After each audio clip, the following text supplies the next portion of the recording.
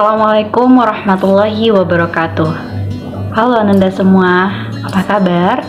Semoga Ananda saat ini selalu berada dalam keadaan sehat, fit, dan semangat untuk mengikuti kegiatan pembelajaran pada video pembelajaran kali ini. Oke, seperti yang tertera pada judul nih, bahwasanya video pembelajaran kali ini masih membahas terkait tentang momentum dan impuls, di mana kali ini merupakan pertemuan keempat kita terkait tentang momentum dan impuls. Sebelumnya, Ananda telah mempelajari tentang momentum dan impuls terkait 3 pokok topik. Di antaranya yang pertama yaitu tentang momentum bersama Ibu Ayu. Halo. Yang kedua itu adalah tentang impuls bersama Ibu Juli. Dan yang terakhir itu adalah pembelajaran tentang hukum kekekalan momentum bersama Ibu Talia.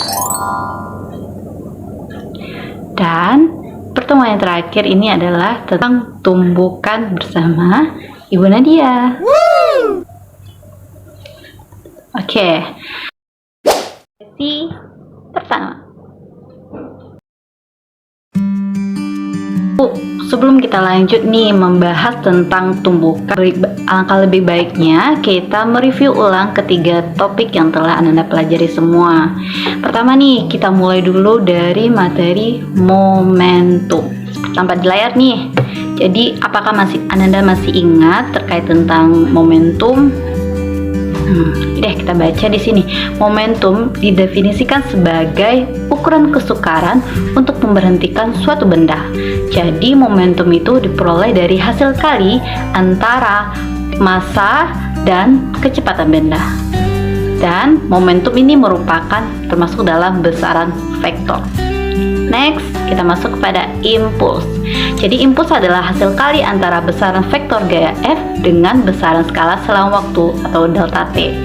Mana secara matematika I sama dengan F kali delta T sama dengan F kali T akhir kurang T awal. Next, hubungan momentum dan impuls. Jadi ternyata impuls itu memiliki hubungan dengan momentum, di mana impuls yang dikerjakan pada suatu benda itu besarnya sama dengan perubahan momentum, yaitu momentum awal dan momentum akhir. Secara matematikanya adalah I sama dengan P2 kurang P1 atau I sama dengan delta P. Oke, lanjut. Oke, hukum kekekalan momentum. Di sini silakan Ananda berpatokan gambar di samping, itu ada gambar dua buah bola, yaitu bola pertama punya massa pertama dan bola kedua mempunyai massa 2 dan kecepatan 2. Dan ketika saat kedua bola ini memiliki arah kecepatan yang berbeda. Lalu ketika dia bertumbukan, sini dia menempel. Kemudian setelah bertumbukan, kedua bola ini dia saling melenting atau bergerak dengan arah yang berlawanan, di mana massa yang pertama bergerak ke kiri dan massa yang kedua bergerak ke kanan. Artinya kedua benda ini setelah bertumbukan dia saling menjauhi. Nah, sekarang kita masuk kepada teori hukum kekekalan momentumnya, di mana hukum kekekalan momentum itu merupakan besarnya momentum sistem sebelum tumbukan akan sama dengan total momentum setelah tumbukan. Secara matematisnya itu adalah total P sebelum tumbukan sama dengan total P setelah tumbukan. P itu adalah momentum total sebelum bola bertumbukan akan sama besarnya dengan momentum total bola setelah dia tumbukan. Jadi kita ketahui bahwasanya rumus P itu adalah M kali V. Jadi M kali V di bola A ditambah M kali V di bola B sebelum tumbukan akan besar sama besar dengan momentum bola M kali V di bola A setelah tumbukan ditambah M kali V bola setelah tumbukan. Kedua. Jadi Ananda harus ingat, karena hukum kekekalan momentum ini sangat berguna dan sangat berkaitan dengan terkait teori tumbukan. Sesi kedua. What is tumbukan? Jadi Ananda tahu gak sih tumbukan itu apa? Kita lihat dulu di sini Ibu ada video terkait tentang siapa nih? Ada yang tahu nggak dia siapa? Betul, dia adalah Bernard Bear bersama temannya, yaitu mereka lagi main biliar. Jadi fokuskan oleh Ananda di sini dalam permainan biliarnya ya, karena dalam permainan biliar ini terdapat konsep atau prinsip fisika tumbukan di dalamnya. Oke, sekarang si kadal yang megang bola, wah, ternyata dia bisa memasukkan bola merah tadi ya. Oke, mungkin sekian dulu untuk video awal kita ini. Kira-kira Ananda bisa nggak menggambarkan apa sih itu tumbukan dari video sebelumnya? Oke, sebelum lanjut nanti kita akan bahas ya. Sekarang kita lihat dulu apa-apa aja sih tujuan pembelajaran pada pertemuan kali ini. Jadi tujuan pembelajaran kita pada hari ini ada 3. Yang pertama itu adalah setelah mengamati video nantinya, video pembelajaran ini Ananda diharapkan mampu menjelaskan konsep tumbukan dengan baik dan benar. Yang kedua adalah setelah melakukan praktikum nantinya Ananda diharapkan dapat menganalisis nih hubungan antara momentum, massa, dan kecepatan benda. Lalu yang terakhir adalah 3. Setelah melakukan pembelajaran, Ananda diharapkan dapat menerapkan konsep tumbukan ini dalam kehidupan sehari-hari dengan sesi ketiga. Sesi ketiga ini kita akan masuk pada pengerjaan lembar kerja peserta didik. Di sini ibu bakal dibantu sama teman ibu nih yang bakal menjelaskan terkait tentang pengerjaan praktikum Ananda. Jadi tolong simak ya gimana arahan dari teman ibu nanti. Silakan. Halo teman-teman semuanya. Saya Kim Taehyung akan menjadi asisten praktikum teman-teman hari ini. Jadi teman-teman silahkan klik link lembar kerja pada deskripsi box yang telah disediakan, kemudian silahkan di-download bagi teman-teman yang ingin mempersiapkan alat atau mengikuti langkah prosedur step by step silahkan di-post terlebih dahulu video ini agar teman-teman tidak ketinggalan. Oke, let's go. Topik praktikum kali ini adalah tentang tumbukan. Nantinya akan saya jelaskan satu persatu terkait lembar kerja dan praktikum yang akan dilaksanakan. Pertama, orientasi. Ketika bola dijatuhkan dari ketinggian tertentu dan terpantul, maka tinggi pantulan tidak sama dengan pantulan sebelumnya. Kenapa ya hal itu bisa terjadi? Untuk lebih lanjut, yuk kita selesaikan LKPD berikut. Tujuan praktikum ini adalah untuk menyelidiki hubungan momentum, massa dan kecepatan benda. Alat dan bahan yang diperlukan adalah bola kasti, bola bekel dan meteran. Keempat, prosedur percobaan. Langkah pertama, tempelkanlah meteran pada dinding, kemudian jatuhkan bola kasti. Ketika bola terpantul kembali, ukurlah tinggi pantulan pertama bola tersebut. H2, ulangi langkah sebelumnya dengan menggunakan bola bekel. Catatlah semua hasil percobaan pada tabel pengamatan, selanjutnya kolom analisis. Dan kesimpulan silahkan dijawab pada kolom yang disediakan. Saya kembalikan kepada Ibu Nadia. Wah, terima kasih banyak kita ucapkan kepada asisten praktikum yang telah membantu nih Ananda dalam pengerjaan praktikum. Gimana? Apakah praktikumnya asik? Menyenangkan? Asik ya, apalagi ditemani oleh teman kita yang luar biasa tadi. Dan semoga Ananda bisa paham nih konsep-konsep awal terkait dengan tumbukan, karena nanti kita akan bakal mempelajari lebih dalam terkait dengan tumbukan. Sesi keempat. Koefisien restitusi. Ananda semua sudah tahu ya, koefisien restitusi ini sebelum sudah dibahas pada LKPD. Jadi apakah paham nggak sih apa itu koefisien restitusi? Nah, di sini Ibu bakal jelasin. Jadi setiap tumbukan itu pasti berlaku yang namanya hukum kekekalan momentum. Ternyata ada parameter lain yang akan mempengaruhi nih jenis tumbukan yang dialami oleh benda, dan itu disebut dengan koefisien restitusi. Secara pengertian, koefisien restitusi itu merupakan derajat sentuhan suatu benda akibat tumbukan yang dapat dihitung dari negatif perbandingan antara selisih kecepatan benda setelah tumbukan dengan selisih kecepatan benda sebelum tumbukan. Dimana secara matematikanya itu persamaannya adalah E sama dengan negatif delta V aksen itu merupakan selisih kecepatan setelah tumbukan dibagi dengan delta V, itu adalah kecepatan sebelum terjadinya tumbukan. Jadi ingat ya, E merupakan salah satu poin penting untuk mengetahui jenis tumbukan. Nah, sekarang kita masuk kepada jenis-jenis tumbukan. Jadi tumbukan itu terbagi dari 3 jenis, dan yang pertama kita akan masuk pada tumbukan lenting sempurna, jenis yang pertama. Pada tumbukan lenting sempurna ini terdapat 2 hukum yang bekerja. Yang pertama adalah hukum kekekalan energi kinetik, di mana energi kinetik bola yang pertama atau total energi kinetik sebelum tumbukan akan sama besarnya dengan total energi kinetik setelah tumbukan. Yang kita ketahui bahwasanya EK itu rumusnya adalah setengah mv kuadrat. Yang kedua adalah hukum kekekalan momentum, di mana hukum kekekalan momentum ini momentum awal atau sebelum tumbukan akan sama besarnya dengan momentum setelah tumbukan.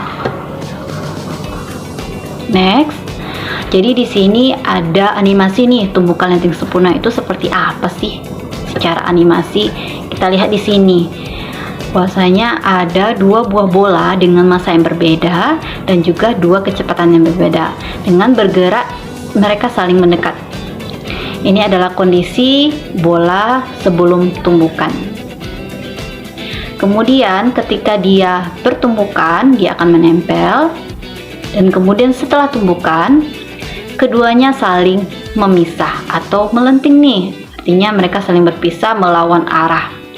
Di sini di mana E-nya adalah koefisien restitusi untuk tumbukan lenting sempurna itu nilainya adalah 1.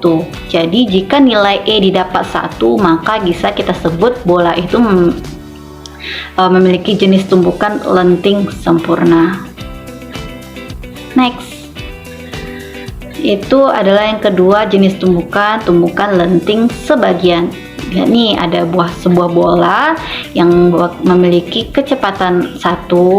Pertama yaitu jatuh melalui ketinggian sebesar H1, kemudian dia memantul dengan kecepatan V1 aksen dengan ketinggian H2. Di sini berlaku hukum kekekalan momentum, di mana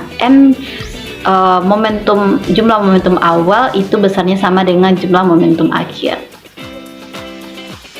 Di mana koefisien untuk tumbukan lenting sebagian ini nilainya adalah antara 0 dan 1. Jadi jika nilai E-nya besar dari 0 atau kecil dari 1, maka tumbukan tersebut termasuk ke dalam jenis tumbukan lenting sebagian.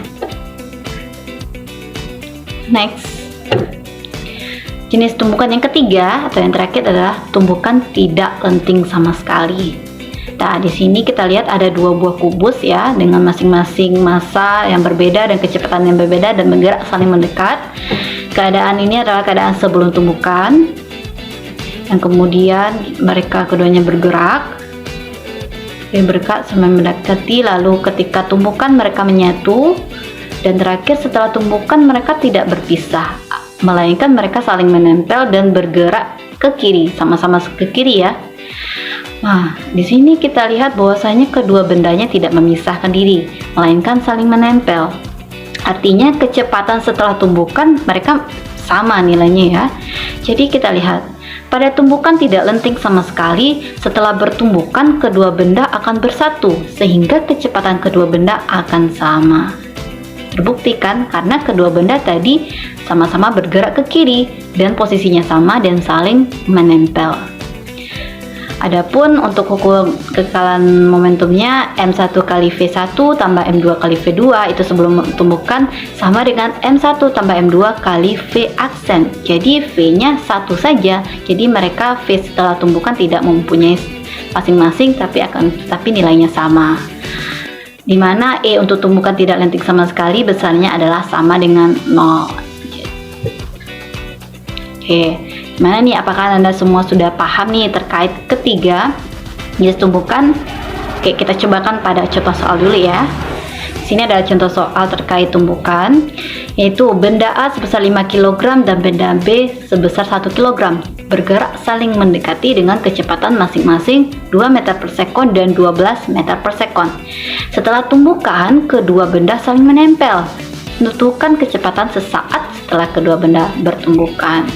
Jadi yang ditanya nih, tentukan kecepatan sesaat, jadi V aksen ya.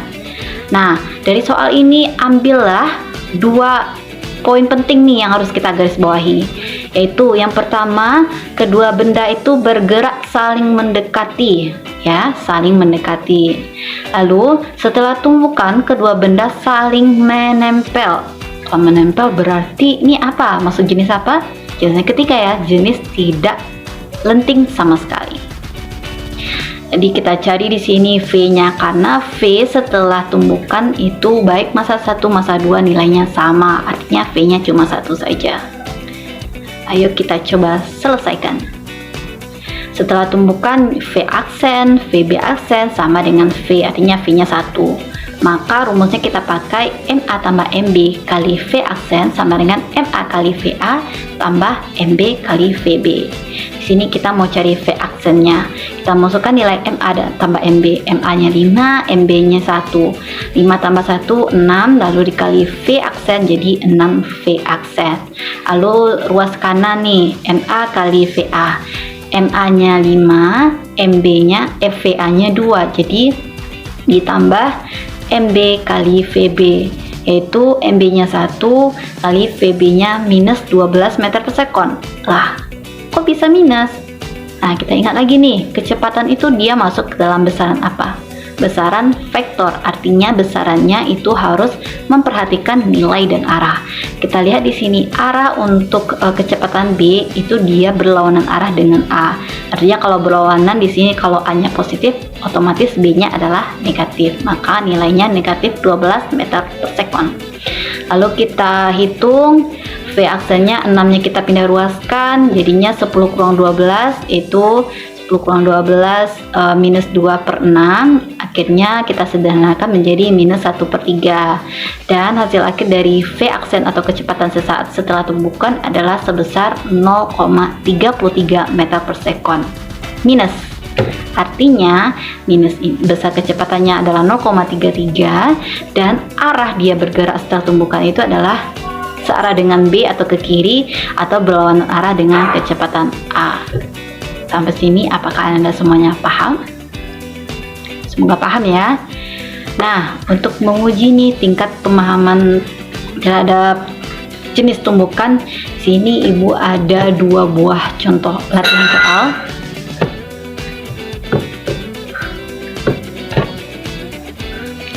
Di sini ada 2 buah latihan soal.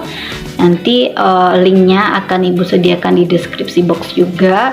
Di sana silakan dikerjakan 2 buah soal ini, lalu dikumpulkan maksimal 24 jam dari video pembelajaran ini ditonton ya. Akan dikerjakan dengan baik, lalu dikirim kepada Ibu. Oke, semoga kedua soal ini bisa menguji pemahaman Anda terhadap 3 jenis tumbukan beserta permasalahannya. Sesi kelima. Kita masuk nih pada tahap akhir dari video pembelajaran ini, yaitu kesimpulan pembelajaran kita. Jadi kita ada 3 pokok bahasan pada hari ini: tumbukan, koefisien restitusi, dan jenis-jenis tumbukan. Koefisien restitusi merupakan derajat sentuhan suatu benda akibat tumbukan yang dapat dihitung dari negatif perbandingan selisih kecepatan setelah tumbukan dengan selisih kecepatan sebelum tumbukan, atau E sama dengan minus delta V aksen per delta V. Yang ketiga, jenis-jenis tumbukan. Pertama, ada tumbukan lenting sempurna. Artinya, tumbukan lenting sempurna itu adalah tumbukan setelah benda itu tumbukan, kedua benda itu saling melenting atau saling memisahkan diri masing-masing. Jadi artinya kedua benda tidak menyatu atau saling menjauhi. Dan hal ini bisa kita lihat dari nilai E-nya atau koefisien restitusinya sebesar 1. Yang kedua adalah tumbukan lenting sebagian. Secara harfiah artinya tumbukan lenting sebagian itu dua buah benda yang saling bertumbukan, setelahnya itu hanya salah satu benda saja yang melenting. Artinya satu bendanya diam dan satu bendanya lagi menjauh. Makanya disebut dengan lenting sebagian. Dan untuk nilai koefisien restitusinya adalah antara 0 hingga 1. Yang ketiga, tumbukan tidak lenting sama sekali. Kalau tidak lenting artinya kedua benda setelah dia bertumbukan, keduanya saling menempel dan tidak memisahkan diri. Makanya disebut dengan tidak lenting. Dan untuk nilai E-nya atau koefisien restitusinya sebesar 0. Terakhir nih, terkait dengan video awal tadi mengenai permainan biliar yang dilakukan oleh si Bernard Baird dan temannya. Jadi gimana? Apakah Ananda sudah menemukan jawaban? Gimana prinsip tumbukan yang dipakai dalam permainan tersebut? Kita jawab. Coba kita lihat. Yang pertama, bola putih yang dibidik oleh si Bernard Baird sehingga bisa memasukkan bola ungu ke dalam lubang. Lihat, bola putih dia melenting dan bola ungu juga melenting sehingga dia bisa masuk ke dalam lubang. Artinya apa? Ternyata di situ bekerja prinsip tumbukan lenting sempurna. Lalu yang kedua nih, saat si temannya bidik bola putih itu untuk memasukkan bola merah ke dalam lubang. Bola merah masuk ke lubang, tetapi bola putih dia diam sendiri. Artinya apa? Ternyata di sini ada prinsip tumbukan yang kedua atau tumbukan lenting sebagian. Oke, itulah kesimpulan pembelajaran kita pada hari ini. Semoga Ananda bisa memahami dan benar. Oke, inilah sesi terakhir kita dalam video pembelajaran kali ini, dan ini juga pertemuan terakhir kita pada pertemuan momentum dan impuls. Semoga Ananda paham terhadap semua materi tentang momentum dan impuls. Oke, demikianlah video pembelajaran kita kali ini. Ibu akhiri dengan wassalamualaikum warahmatullahi wabarakatuh.